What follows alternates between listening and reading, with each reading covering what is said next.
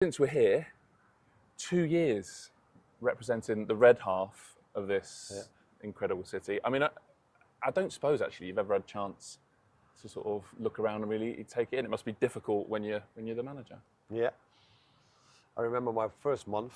I was staying in a hotel, and every evening we tried to go out into the city center because not that many people knew me yet. So that was probably the only time that I've been quite a lot in the city center. And since then, it's been probably down to one moment, Of course. which was immediately the best moment of all the times I went into the city center. Yeah, taking that trophy around. Taking the trophy around. Yeah. Has it felt like a huge privilege, but also a massive responsibility right from the very start? Yeah, it is a massive responsibility, but that's what you know when you sign for a big club, let alone for a club like Liverpool. So that always comes with a responsibility. But it has always been, and even this year, or I say maybe especially this year, a joy to work for this club, because in working at a club in good times is, I think, not so complicated. It's everywhere the same. People all love you, and it's great. But I felt a lot of support and love also this season at the training ground, but definitely also the times that I was maybe not in the city centre, but somewhere around Liverpool or in the stadium. I've always felt a lot of support. So it's a beautiful club to work at. First of all, because you get the chance to win trophies, and then experiencing something really special. But in the same time, when things aren't perfect, I've always felt a lot of support. Okay, I'm not talking about social media, but I'm talking about the real world. Yeah, I'm fascinated to hear you say that you've always felt that support, because actually for almost any manager, and certainly at the big clubs, obviously there have been difficult times this season, but it only takes one or two bad results on social media for it to feel like, in a football sense, it's the end of the world. Yeah. And you know, the scrutiny on a particular manager, you in this case, is a lot. Yeah, yeah, but it not only feels at social media at the end of the world. We feel it inside the extra training ground, or as the group we feel the same, because we don't want to be part of a Liverpool that loses.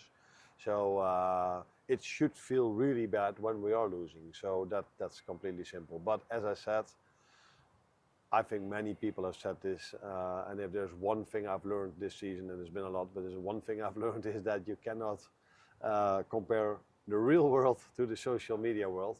The good thing is I'm not that much or hardly anything at all on social media, but you do know what is being said because people tell you this. My children are on social media, and other people around me. So you do know that part of the story, but as I said, every time, and when we are losing, the fans are not happy as well, also not in the stadium, but it's always with a lot of respect.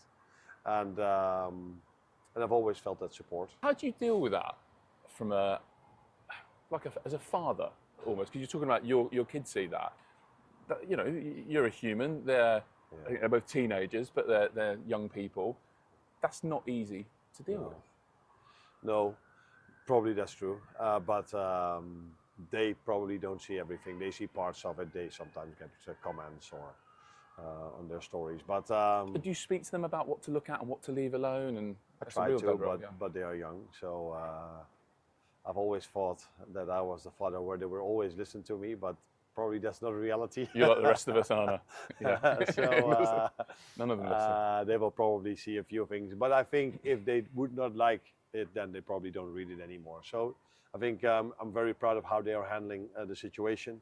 But they also see the real world and the real life. So they're also in the stadium seeing the support the team gets, and as a result of that I get. So I think it's much more balanced than social media tells us. And they are strong personalities, and I don't think it's nice to see that your father gets criticism, but it was also very nice to see that for a year long their dad was the best the world has ever seen. That's life of the manager as well, right? I'm not sure if they said that, but I think they were very positive in that time. So it's my life, and it has become their life as a result of that. And have you always felt that support from, I think you touched on it already, have you always felt that support from inside the club? Because having done this job for a little while now, managers know when that support is fading a little bit. The calls stop, it all goes a bit quiet. Managers know when that backing isn't quite there. Yeah, true, and I haven't felt that yet. But of course, when you start to lose more, it makes complete sense that in the group you have to manage. I mean, the players. There's always a bit more unrest. Is unrest? Yeah, perfect. Yeah. There's always a bit more unrest in the group, but at ownership level, at sports director level, I've never felt that discomfort, or when you meet each other, you feel like there's a bit of distance now. With your players, that's of course more than when you are winning every single game. Then that's sometimes a different relationship than it was last season when you were winning every game. But till now, I think the players have always, within the right boundaries, reacted in the right way. And there's been disappointment, of course, when you are losing, and that sometimes results in difficult conversation or difficult decisions. But there's always been a lot of respect, between me and the players, and the rest I just said. Finish third, beat Manchester United this weekend, qualify for the Champions League. I think it would be maybe. It's going to have felt like a bad season for a lot of it, for most of you. Yeah. If you're to do that, third Champions League, a signature win at Old Trafford, how maybe then would it change perceptions of this season? Yeah, it's not of if. So I prefer to talk about what happened instead of what could be. But I think the main target for us is to qualify for the Champions League next season. I think that's where we belong. We've shown this season that we belong in the Champions League. We ended up third in the group stage, and unfortunately, although it was one round later, we faced Paris Saint-Germain for the second year in a row. But it's all the aim is to qualify for the Champions League, and of course, we all want to win in Manchester this weekend. But and we will try everything to achieve that, as we tried everything to achieve to win the first game in Everton's new stadium. But the main aim is qualify for Champions League, and yeah, if that happened, then you can ask me that question one more time, what my opinion is about this year. How far off do you think you are with a new season not so far away? Yeah. At times, maybe look at City recently away in the FA Cup. Maybe look at the first leg of PSG. The gap looks big to the real elite. Second leg of PSG doesn't look so big. Yeah. So, what would you say? How big's the gap? Yeah, the social media world will probably focus on the away game at City losing 4-0 and the first leg at Paris Saint-Germain. Maybe the real world looks at, wow, what a performance against Real Madrid, against Atletico Madrid, who are now semi-finalists, against Paris Saint-Germain at home. I think Dembele said this week that he never felt so much pressing and so much intensity as he felt at Anfield. So I think we're still in transition because the players we've signed are here now for a year. Some of them haven't played that many games for us yet. Unfortunately, one of them, Hugo Ekitike, will be out for a long time. And as we all know, two icons of this club, Robbo and Mo, are going to leave as well. So we are still in a transition phase. The team that has been so special for 3-4 years with Jurgen, 4 or 5 years ago and the years before, that time is coming to an end, and we are trying to rebuild a team that can go on another cycle, as these players have done for 4 or 5 years. And that's what we're trying to achieve now, and therefore we have to constantly make the right decisions, because we cannot afford to have 3 or 4 failures in the signings we make, because that's not the club who we are. Every signing, everything we do needs to be right, and I think it has shown.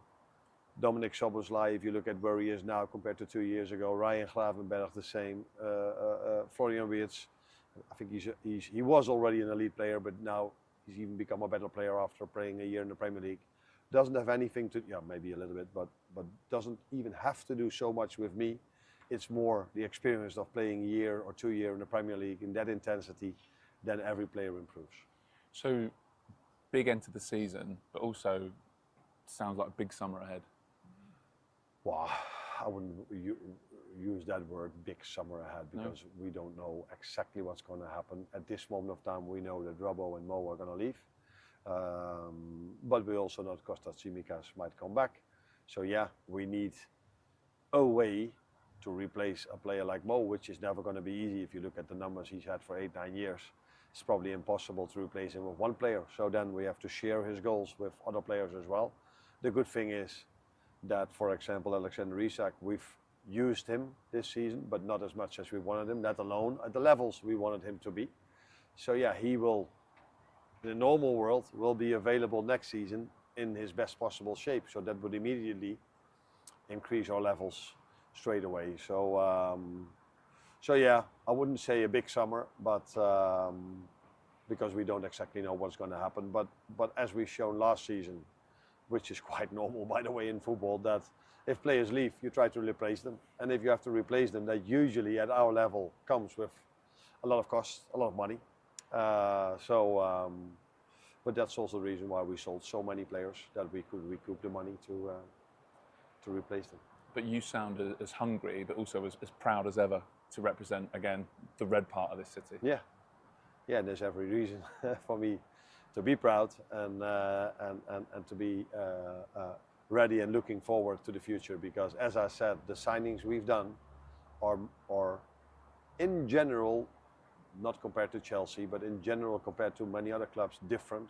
Our signings have been much younger than at other clubs. That comes usually also with a bit of inconsistency, but it also comes with more possibility to develop, to progress.